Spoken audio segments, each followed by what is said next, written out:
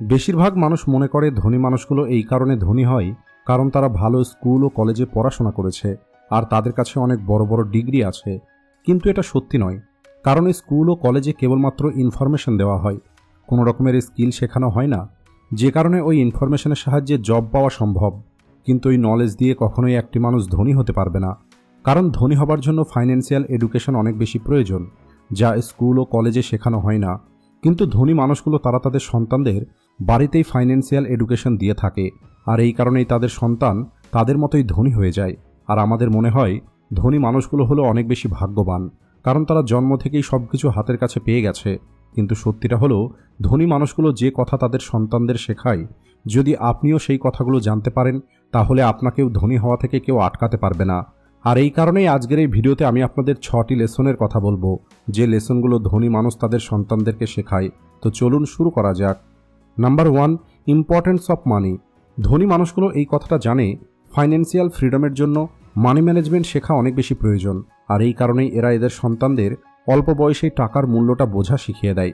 ধনী মানুষগুলো তাদের সন্তানদেরকে শেখায় টাকা কেবলমাত্র ভালো পোশাক কেনার জন্য, ভালো খাবার খাওয়ার জন্য অথবা ভালো বাড়িতে থাকার জন্যই প্রয়োজন নয়, বরং এই টাকা আপনাকে ফ্রিডম দেবে, সেই সব কিছু করার ফ্রিডম যা আপনি জীবনে করতে চান, অথবা যে কাজগুলো করার কারণে আপনি খুশি পাবেন।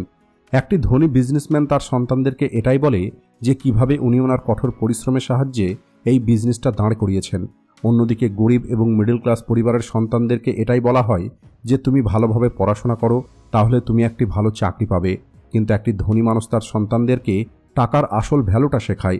ধনী মানুষের বাড়িতে টাকা নিয়ে ডিসকাশন বাচ্চাদের সামনেই করা হয়, যাতে তারা ছোট থেকেই এই টাকাকে বুঝতে পারে।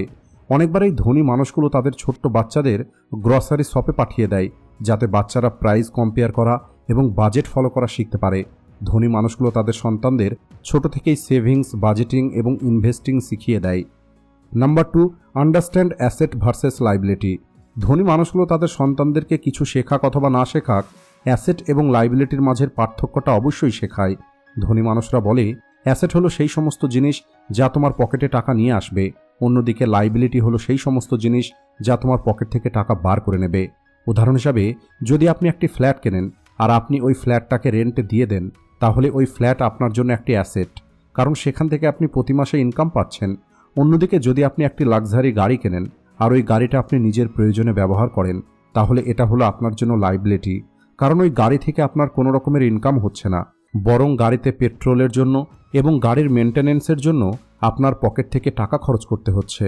ধনী মানুষগুলো তাদের বাচ্চাদের শেখায় তোমাকে যত বেশি সম্ভব অ্যাসেট ক্রিয়েট করতে হবে আর যতটা সম্ভব লাইবিলিটি থেকে দূরে থাকতে হবে।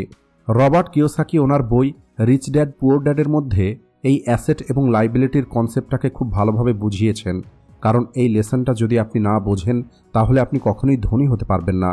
ধনী মানুষগুলো ছোট থেকেই তাদের সন্তানদের স্বপ্নের জিনিস কেনা এবং অ্যাসেট ক্রিয়েট করার পার্থক্যটা বুঝিয়ে দেন। ধনী মানুষগুলো তাদের সন্তানদেরকে বলেন, যদি তোমার কাছে কিছু টাকা থাকে আর ওই টাকা দিয়ে যদি তুমি তোমার জন্য গেম কিনে নাও, তাহলে তুমি তোমার শখ পূরণ করছো না, বরং তুমি তোমার জন্য লাইবিলিটি কিনছো। কিন্তু যদি ওই টাকা তুমি তোমার সেভিংস অ্যাকাউন্টে রেখে দিতে অথবা ওই টাকা দিয়ে যদি কোনো কোম্পানির শেয়ার কিনে রাখতে, তাহলে ওই টাকা তোমার জন্য অ্যাসেট হয়ে যেত, যা ভবিষ্যতে তোমাকে ইন্টারেস্ট অথবা ডিভিডেন্ডের ফর্মে আরও টাকা রোজগার করে দিত। আর তখন ওই টাকা দিয়ে তুমি তোমার জন্য গেম কিনতে পারতে, কারণ তোমার টাকা তৈরি করার মেশিনটা তো এখন কাজ করছে। আর এই অ্যাসেট সম্পর্কে শিখিয়ে ধনী মানুষগুলো ছোট থেকেই তাদের সন্তানদের ইনভেস্ট করা শেখায় এবং লং টাইমের কথা ভাবতে শেখায়। Number 3, stop expecting immediate result. গরিব মানুষগুলো সবসময় দ্রুত ধনী হবার কথা চিন্তা করে। তারা চিন্তা করে কোনো না কোনোভাবে তারা একটি হাই পেইং জব পেয়ে যাবে বা রাতারাতি কোনো লটারি পেয়ে যাবে আর অল্প কিছুদিনের মধ্যেই এরা ধনী হয়ে যাবে। আর গরিব মানুষগুলো এটাই তাদের বাচ্চাদের শেখায়। অন্যদিকে ধনী মানুষগুলো তাদের বাচ্চাদের নিজের জীবনে ধৈর্য রাখা শেখায়, কারণ তারা জানে কেউ রাতারাতি ধনী হতে পারে না। ধনী হবার জন্য অনেকে স্ট্রাগল করতে হয়, তারপরে একদিন সফলতা অর্জন করা সম্ভব। ধনী মানুষগুলো তাদের সন্তানদেরকে বলে তোমাকে সবসময় অন্যের লাইফে ভ্যালু ক্রিয়েট করার দিকে ফোকাস করতে হবে, এর ফলে টাকা নিজে থেকেই তোমার কাছে চলে আসবে। ধনী মানুষগুলো তাদের সন্তানদের টাকা থাকার পরেও সেই সব কিছু দেয় না যা তাদের সন্তানরা তাদের কাছে থেকে ডিমান্ড করে, বরং ধনী মানুষগুলো তাদের সন্তানদের পছন্দের জিনিসটা কিছু সময় পর রেওয়ার্ড হিসাবে দিয়ে থাকে, যাতে তারা ধৈর্যশীল হতে পারে। Number 4, develop multiple income stream. গরিব মানুষগুলো তাদের সন্তানদের এটাই বলে যে ভালোভাবে পড়াশোনা করো আর একটি ভালো চাকরি করো। আর যখন একটি মিডল ক্লাস পরিবারের কেউ চাকরি পেয়ে যায় তখন তাকে বলা হয় খরচ কম করো এবং সেভিংসের দিকে মনোযোগ দাও। কিন্তু ধনী মানুষগুলো কখনোই তাদের সন্তানদের এইভাবে শেখায় না। ধনী মানুষগুলো তাদের সন্তানদেরকে এটা বলে না যে তোমাকে চাকরি করতে হবে অথবা তোমাকে খরচ কম করতে হবে, বরং ধনী মানুষগুলো তাদের সন্তানদের বলে তোমাকে কখনোই একটি ইনকাম সোর্সের উপরে ডিপেন্ড হলে হবে না। কারণ ধনী মানুষগুলো এটা জানে কেবল একটি ইনকাম সোর্সের উপরে ডিপেন্ড করে কোনো মানুষ ধনী হতে পারে না। ধনী মানুষগুলো তাদের সন্তানদের শেখায় কেবলমাত্র একটি ইনকাম সোর্সের উপরে ডিপেন্ড করা তাদের জন্য রিস্কি হতে পারে, কারণ যদি কোনো কারণে ওই ইনকামটা বন্ধ হয়ে যায় তাহলে কি হবে। আর এই কারণেই ধনী মানুষগুলো বলে তোমাকে জব করতে হবে, কিন্তু তার সঙ্গে প্যাসিভ ইনকাম সোর্স তৈরি করতে হবে, আর এর জন্য প্রপার্টি অথবা স্টক মার্কেটে ইনভেস্ট করতে হবে। ধনী মানুষগুলো তাদের সন্তানদের অল্প বয়স থেকে আলাদা আলাদা সোর্স থেকে টাকা ইনকাম করতে মোটিভেট করে। ধনী মানুষগুলো তাদের সন্তানদের এটাও শেখায় যে কোনো একটি অপরচুনিটিকে কিভাবে চিনতে হয় আর ওই অপরচুনিটিকে কিভাবে ব্যবহার করতে হয়। আর অল্প বয়সে যখন একটি ছেলে এই সব কিছু সম্পর্কে শেখে তখন তার মধ্যে এন্টারপ্রেনিউর হবার মাইন্ডসেট তৈরি হয়। Number 5, investing for long term wealth. যেখানে একদিকে গরিব মানুষগুলো সবসময় ধনী হবার শর্টকাট খোঁজে, সেখানে ধনী মানুষগুলো এটা জানে ধনী হবার জন্য, সত্যিকারের ওয়েলথ ক্রিয়েট করার জন্য ইনভেস্ট করাটা কত বেশি প্রয়োজন।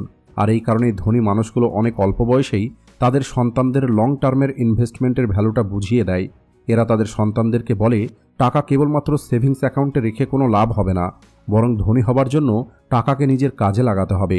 ধনী মানুষগুলো তাদের বাচ্চাদের লং টাইমে ইনভেস্ট করার লাভ শেখানোর জন্য ধনী মানুষগুলো তাদের সন্তানদের কম্পাউন্ডিংয়ের ম্যাজিকটা দেখায়, যার কারণে ওই বাচ্চাদের মধ্যে টাকাকে মাল্টিপ্লাই করার ডিজায়ার তৈরি হয়।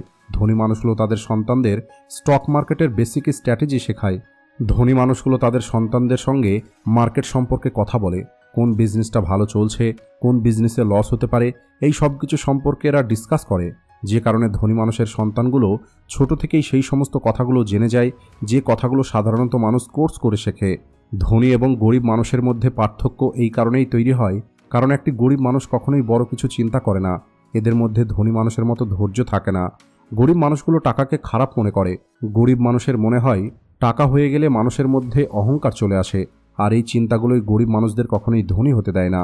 আর এই সমস্ত কথাগুলোই এরা এদের সন্তানদেরকে শেখায়, আর এই কারণেই গরিব চিরদিন গরিবই থেকে যায়।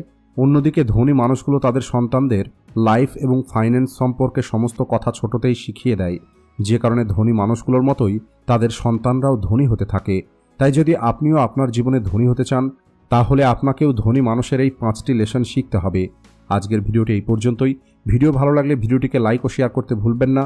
Thanks for watching.